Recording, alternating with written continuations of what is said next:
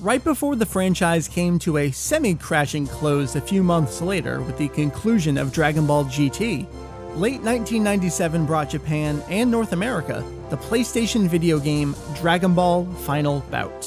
While widely accepted as a pretty terrible game even by the most devoted of fans, a couple things stuck out as oddly spectacular about the game. Its music, and its opening video.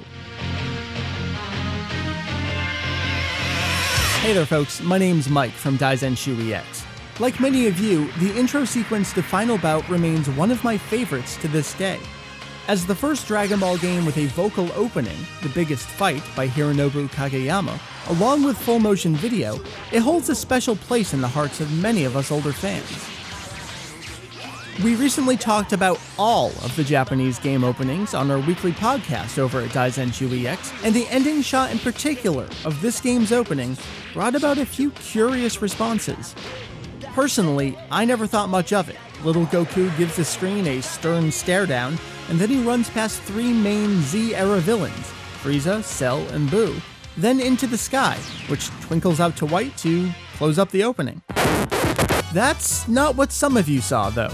I don't know if you or Mary had noticed, but during the Final Bout intro discussion, you talk about Goku just flying toward the screen after he charges past Frieza, Cell, and Bout, but that's not really what he's doing. He's charging a silhouette of Super Ozaru Bebi. I've always wondered if people actually realize that's what is going on. Lol. Huh. So then we asked in a couple other places. It's a silhouette of Super Saiyan Bebi Vegeta in Ozaru form. You know, the final boss of Final Bout? Random clouds? Psh.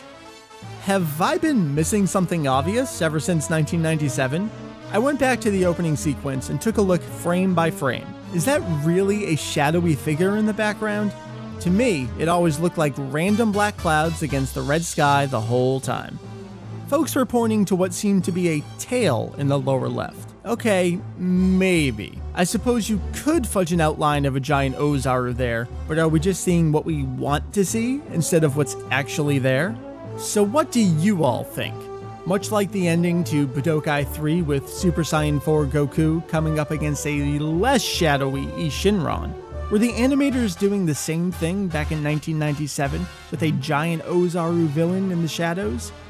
Let us know what you think. We absolutely adore this franchise, so come join us each and every week for our podcast over at www.daizex.com.